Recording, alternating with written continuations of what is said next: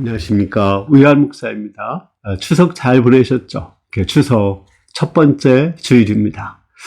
여러분들 예배 오신 여러분들을 정말 환영합니다. 오늘 말씀 통해서 십자가를 바라보며 우리가 무슨 생각을 해야 되는지, 또 어떻게 우리가 살아야 되는지 배우고자 합니다. 오늘 말씀의 요절은 누가복음 23장 28절입니다. 예루살렘의 딸들아, 나를 위하여 울지 말고 너희와 너희의 자녀를 위해서 울라. 여러분들은 십자가를 볼 때 무슨 생각을 하십니까? 첫째는 예수님의 십자가는 죄가 무섭다는 것입니다. 죄에는 십자가의 형벌이 있고 지옥 형벌이 있다는 것을 가르쳐 줍니다. 자신의 아들조차도 죄로 인해서 심판하실 수밖에 없는 하나님의 공의를 가르쳐 줍니다. 두 번째는 십자가는 우리를 향한 사랑을 가르쳐 줍니다. 우리를 십자가에 못 박고 우리를 지옥에 보내야 되는데 예수님을 대신 십자가에 못 박고 예수님을 대신 지옥에 보내셨습니다. 우리는 이 하나님의 사랑을 깨닫고 우리 죄를 깨닫고 회개해야 됩니다. 또 아직 죄를 깨닫지 못한 사람들을 위해서 울며 기도해야 됩니다. 이 시간 십자가를 통해서 우리가 변화될 수 있기를 기도합니다. 26절을 보겠습니다. 그들이 예수를 끌고 갈 때 시몬이라는 구레네 사람이 시골에서 오는 것을 붙들어 그에게 십자가를 지어서 예수를 끌고 가게 하니라.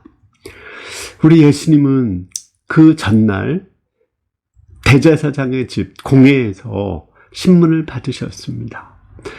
밤새 신문을 받고 잠을 주무시지 못했습니다. 새벽에 빌라도에게 가서 신문을 받으시고 또 헤롯이 있는 시온산까지 왔다 갔다 하며 신문을 받으셨습니다. 빌라도의 그 뜰에서 39대가 되는 매를 맞으셨습니다. 예수님은 지치고 피를 흘렸습니다. 그 예수님이 자기 키보다 더 큰 70kg 정도 되는 십자가를 지고 가셔야 됐습니다. 십자가를 지고 가다가 넘어져서 무릎이 까지고 또 지체되었습니다.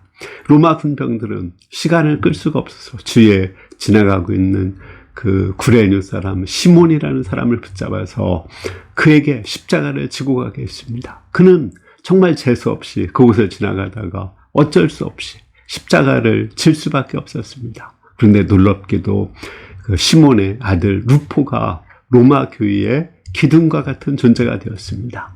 또 그의 아내가 그 사도 바울의 영적 어머니가 되었습니다. 이렇게 억지로라도 십자가를 질 때 하나님이 크신 은혜를 베풀어 주십니다. 그런데 우리가 자원해서 만약에 십자가를 진다면 하나님께서 얼마나 큰 은혜를 주시겠습니까? 아브라함에게 주셨던 은혜, 다윗에게 주셨던 은혜, 그런 은혜를 우리에게 부어주실 것입니다. 우리가 우리 앞에 있는 십자가를 피할 수 없다는 자원함으로, 기쁨으로 적극적으로 감당해서 하나님의 복을 받을 수 있기를 기도합니다. 27, 28절을 보겠습니다. 또 백성과 및 그를 위하여 가슴을 치며 슬피 우는 여자가 큰 무리가 따라오는지라. 예루살렘의 딸들아, 나를 위하여 울지 말고 너희와 너희의 자녀를 위해서 울라.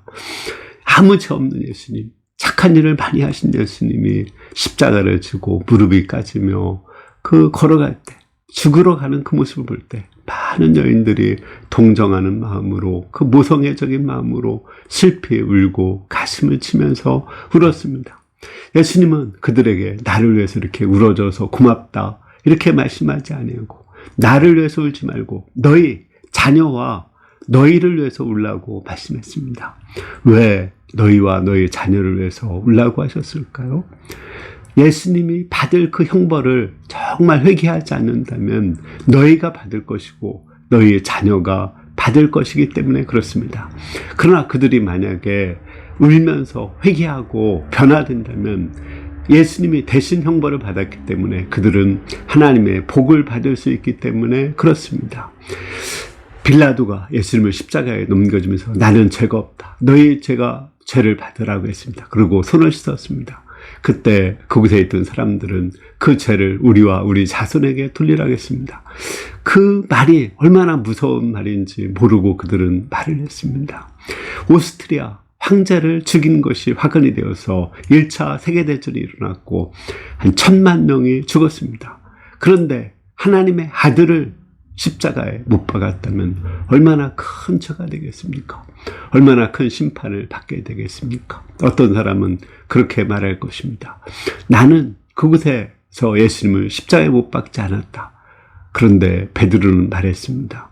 그 십자가 근처에 있지 않았던 오순절날 모인 그 무리들에게 너희가 바로 예수님을 십자가에 못 박았다고 말씀했습니다. 왜 그들이 예수님을 십자가에 못 박았습니까? 그들은 예수님이 십자가에 있는데 그 곁에 있지도 않았는데요. 예수님은 우리의 죄를 위해 죽으셨고 그들은 죄인이기 때문에 그렇습니다.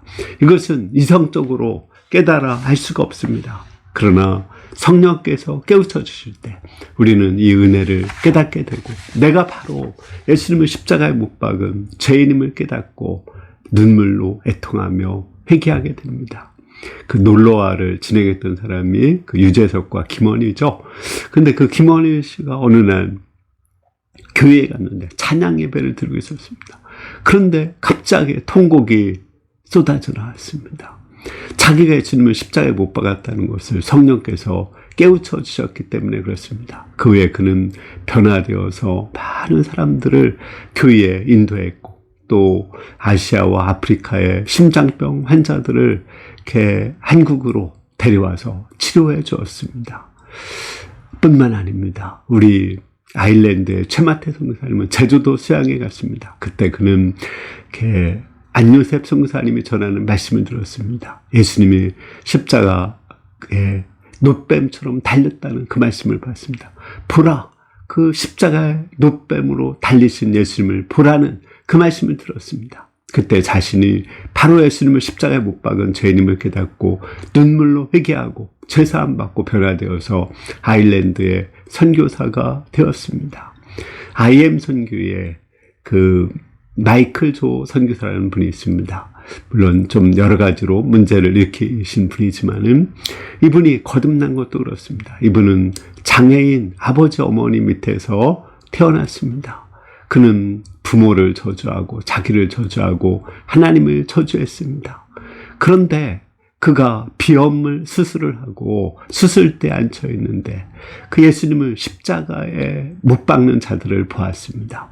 예수님께 채찍질하는 3명의 무리를 봤습니다. 자세히 보니까 첫 번째도 두 번째도 세 번째도 바로 자기 자신이었습니다. 그를 깨닫고 회개하고 변화되어서 그는 완전히 새 사람이 되었습니다. 저도 마찬가지입니다. 저도 예수님을 믿기 전에 흉악한 죄악으로 인해서 죽을 수밖에 없는데 예수님이 내 죄를 인해서 대신 저주받으시고 죽으신 걸 깨닫고 저는 눈물을 흘리면서 회개했습니다. 제가 사랑하는 사람과 갈등할 때, 그를 미워했을 때, 그것이 바로 예수님을 미워한 죄임을 깨닫고 또 하나님과 여러 사람들 앞에서 눈물을 흘리면서 회개한 적이 있습니다. 우리가 십자가를 바라볼 때 정말 내 죄를 깨닫게 되고 눈물을 흘리며 회개할 수 있습니다. 우리가 이렇게 죄를 깨달았으면 아직 죄를 깨닫지 못한 다른 사람들을 위해서 눈물로 기도를 해야 됩니다. 우리 어거스틴의 어머니 모니카죠. 모니카는 자신의 아들이 호랑방탕하게 만이교에 빠지고 사생활을 낳았을 때 눈물로 기도했습니다. 그때 암브로스 조교는 그에게 와서 자녀를 위해서 우는 어머니가 있으면 자녀는 망하지 않는다고 했습니다. 그 기도를 들으시고 어거스틴이 변화되어서 기독교의 삼위일체 그 사상을 만들고 기독교 사상을 확립하는 큰 일을 하게 되었습니다. 성 어거스틴이 되었습니다. 우리 그 한국사에서 아주 유명한, 특히 공무원 강의에서 아주 유명한 분이 있습니다. 전한길 선생이라는 분이 있는데 이분은 그 아버지가 흘리는 그 눈물로 인해서 변화되었습니다. 그는 고3 때 집이 너무나 가난해서 나는 공부할 수 없다고 하고 아주 호랑방탕하게 공부도 안 하고 살았습니다. 그런데 한 번은 아버지가 몰래 그 돈을 쌓아둔 것을 그에게 내어주면서 눈물을 흘렸다고 했습니다. 그 눈물을 보고 변화되어서 그는 정말 새 사람이 되고 열심히 공부해서 좋은 한국사 강사가 되었습니다. 영향력 있는 크리스찬이 되었습니다. 또 우리 가수 우리 개그맨 이성미 씨 아시죠? 그분은 아주 욕쟁으로 유명합니다. 자기 아들에게도 외아들이 있는데 아주 욕을 그렇게 많이 했습니다. 근데 어느 날 하나님께서 말씀하셨습니다. 네 말한 대로 아들에게 해줄까?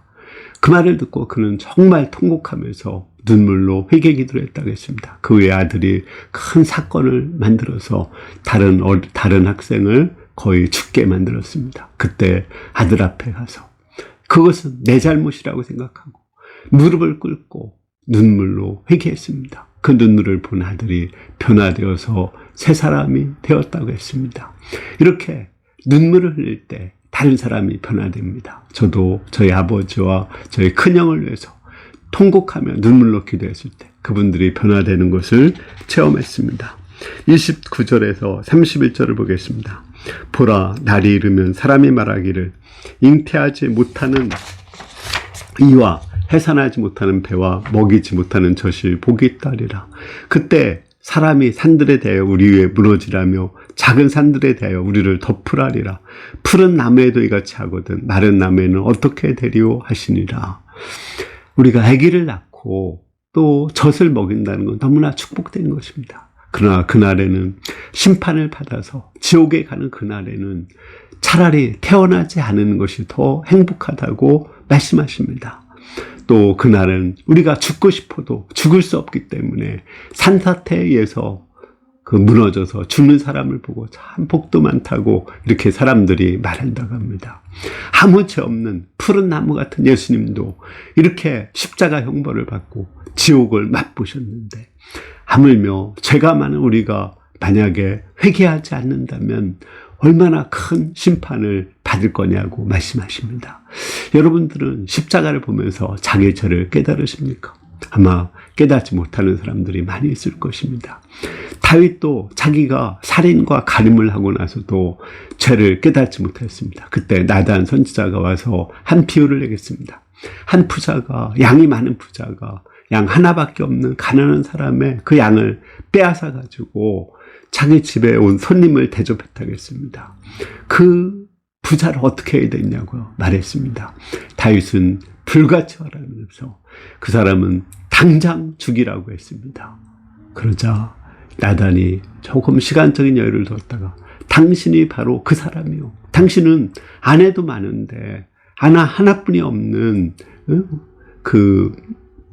다른 사람의 아내를 우리아의 아내 밧세바를 뺏어서 잠을 자다니 네가 그와 똑같은 사람이다. 더 나쁜 사람이다. 너는 양을 뺏은 사람이 아니라 아내를 빼앗은 사람이라고 말했습니다. 그리고 그 남편까지 죽인 사람이라고 말했습니다. 그때 그는 가슴을 치면서 울면서 회개했습니다. 우리도 정말 하나님 앞에서 다른 사람의 죄를 지적하기보다도 나의 죄를 발견해야 됩니다. 그때 정말 가슴을 치면서 눈물로 회개할 수 있습니다. 그 죄로 인해서 이 세상에서 죽을 뿐 아니라 지옥 형벌까지 받게 된다. 영원히 죽지도 못하는 그 형벌을 고통하며 받게 된다는 것을 우리가 깨달을 때 정말 눈물로 회개하며 기도를 해야 되겠습니다. 결론적으로 우리 32절과 33절을 보겠습니다.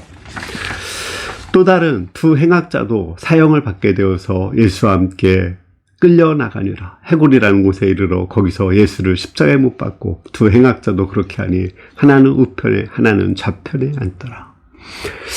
이 군인들은 예수님을 데려다가 예수님의 손목과 발목에 못을 박았습니다. 손바닥이나 발바닥에 박는 게 아니라고 그래요. 왜냐하면 그러면 찢어지기 때문에 손목과 발목에 박고 거기는 모든 신경들이 지나가기 때문에 엄청난 고통을 맛보게 됩니다. 예수님은 이 고통을 한 6시간 정도 맛보며 여러 번 까무러치는 그런 고통을 맛보게 되었습니다.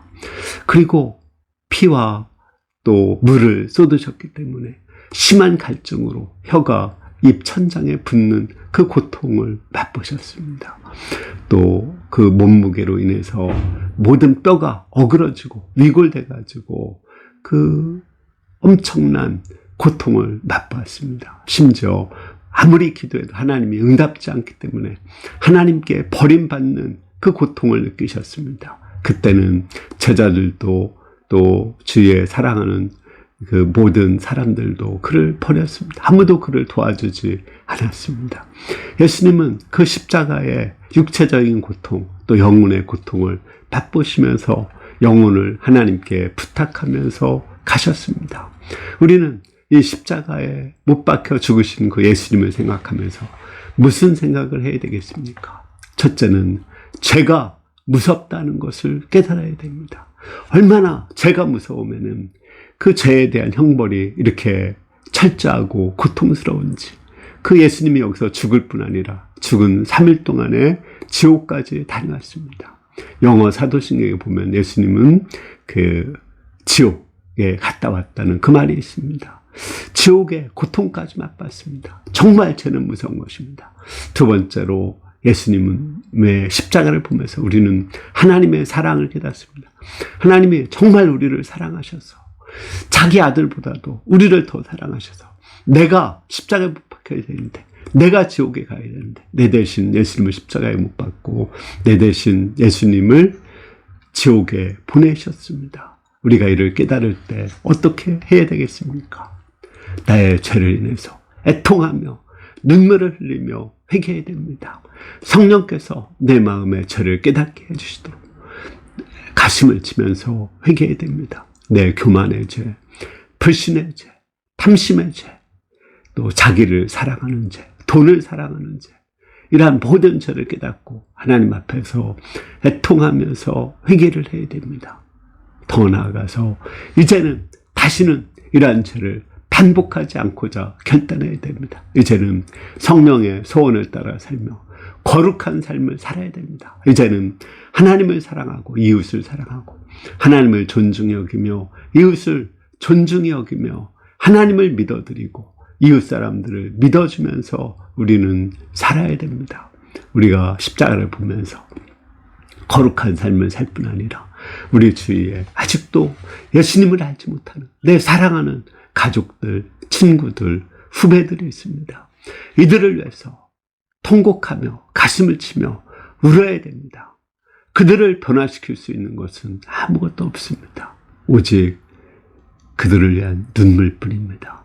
우리가 내 자신의 죄를 위해서 울고 또 우리 자녀와 또 우리 주위 사람들을 위해서 눈물로 기도해야겠습니다. 우리가 자녀에게 줄 수 있는 최고의 선물은 돈이 아닙니다. 재산이 아닙니다.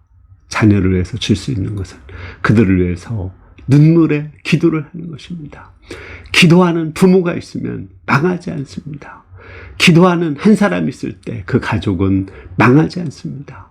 기도하는 우리 목자들이 있을 때 우리 캠퍼스는 망하지 않습니다. 우리가 자신의 죄와 또 주위 사람들의 죄를 위해서 애통하며 눈물로 기도하는 가운데 우리 모두가 하나님의 복을 받고 살아나는 놀라운 역사가 있기를 간절히 기도합니다. 아멘. 기도하겠습니다.